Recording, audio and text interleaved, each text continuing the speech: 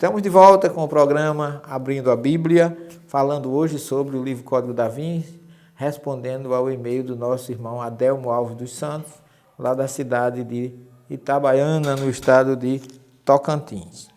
Então, voltamos às nossas informações, porque existem muitas obras que falam de Maria Madalena, que Jesus tinha o Evangelho de Tiago, que foi descoberto lá em Agna Magna, no Alto Egito, fala desse relacionamento de que depois que Madalena foi libertada por Jesus, ela o seguiu.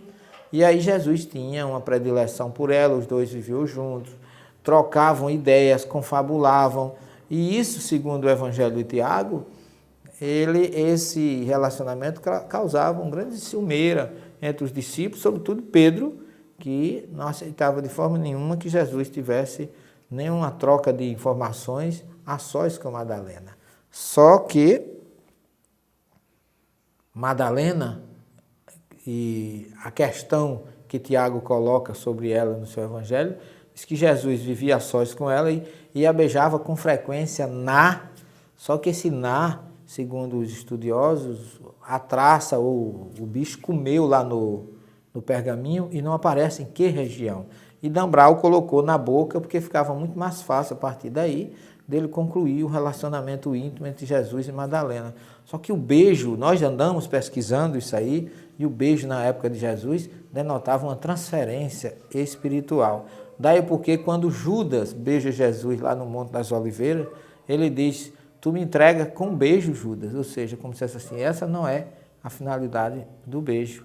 Portanto, não existe nada que justifique só porque Jesus beijava Madalena no rosto, na face, na testa, onde fosse, mesmo que fosse na boca, porque a gente sabe que tem países da Europa que os homens se beijam, andam de mãos dadas, e isso não significa nenhum relacionamento íntimo, é uma questão de costume da região. E com Madalena não era diferente. No entanto, Jesus escolheu Madalena como o seu grande discípulo, aquela a quem ele dedicou toda a confiança, inclusive de aparecer após, segundo os evangelhos, a sua crucificação. A primeira pessoa que ela apareceu foi a Madalena, não foi a nenhum de seus discípulos. Por quê? Deixamos a interrogação no ar para que você reflita sobre essa colocação, sobre esse fato que é bíblico e está em todos os evangelhos.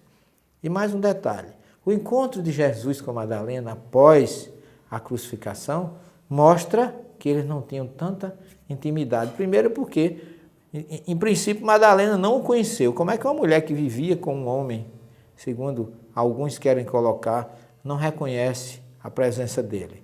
É lógico que Jesus estava ali em espírito, é tanto que ele não deixou que ela o tocasse.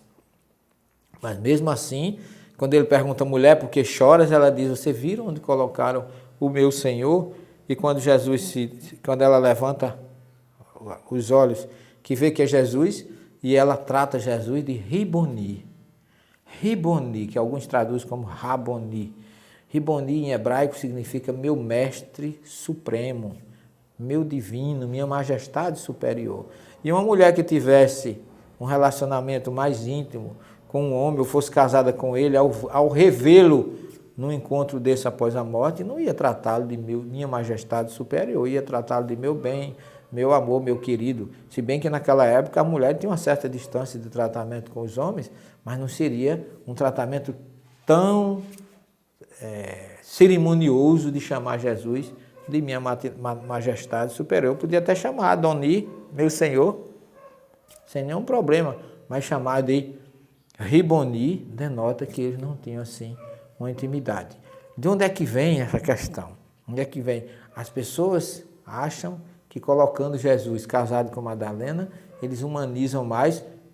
Concordo que seria uma forma de mostrar que Jesus era um ser humano igual a nós, um judeu que estava dentro da sua natural costume, do seu natural costume de que todo judeu deveria se casar. Mas isso não justifica que Jesus tenha tido uma vida íntima com Madalena, nem tampouco que ela fosse prostituta, porque foi o Papa Gregório quem foi o responsável por esta vamos dizer assim, essa alcunha de prostituta a Maria Madalena. Como se ele quisesse dizer que ela arrependeu-se e foi salva. É o mesmo princípio de ele colocar Maria, mãe de Jesus, como um ser angelical superior e Madalena como símbolo da inferioridade do procedimento errado. Nunca foram, não existe nada que justifique ou que corrobore nas nossas pesquisas de que Madalena tenha sido uma prostituta. Jamais. Existiram realmente mulheres com procedimento como a pecadora arrependida, Maria, a irmã de Lázaro, que disse que lavou os pés de Jesus, a adúltera de Jerusalém, a samaritana que tinha 5 maridos que Jesus encontrou com ela no poço de Jacó, mas Maria Madalena não. Madalena disse que ela, inclusive, era uma mulher que tinha alguns recursos, que ela, inclusive, ajudava a sustentar Jesus. Ela, Joana de Cusa também, que era esposa de um tesoureiro de Herodes, que também era uma das mulheres que acompanhava Jesus, Susana, Maria, outra Maria, que é colocada, Maria de Cleófas, e assim existiram muitas mulheres nos evangelhos que seguiam Jesus, mas dizer que Maria Madalena teve um relacionamento com Jesus, eu não encontro nenhum suporte, não posso, de forma nenhuma, colocar isso. E digo para você, meu caro Adelmo, agradecendo já o seu e-mail, eu digo para você que não existe nada cientificamente que comprove, sobretudo porque o livro do Dan Brown é um livro de ficção e não passa de conjecturas para despertar nossa curiosidade sobre aquele enredo do Opus Dei e de tantas outras passagens obscuras e misteriosas que a obra envolve. Essa de que Jesus foi casado com Maria Madalena é mais uma para chamar a atenção e avivar a nossa curiosidade. Mas, a par de tudo isso, eu acho que deve ficar em nós não o que Jesus fez de material ou de não material, mas o importante é que nós guardemos no nosso peito, no nosso coração e na nossa mente a mensagem libertadora que ele trouxe através da Boa Nova, que é o seu Evangelho, e que deixou para nós como mensagem maior: amai-vos uns aos outros como eu vos amei. Portanto, fique com ele, guardem a sua mensagem no seu coração e não se preocupe com as questões materiais, porque elas não mudam mais nada na história, principalmente 2008 anos depois. Guardemos a sua mensagem libertadora, que com certeza seremos muito felizes. Muita paz e até o próximo programa.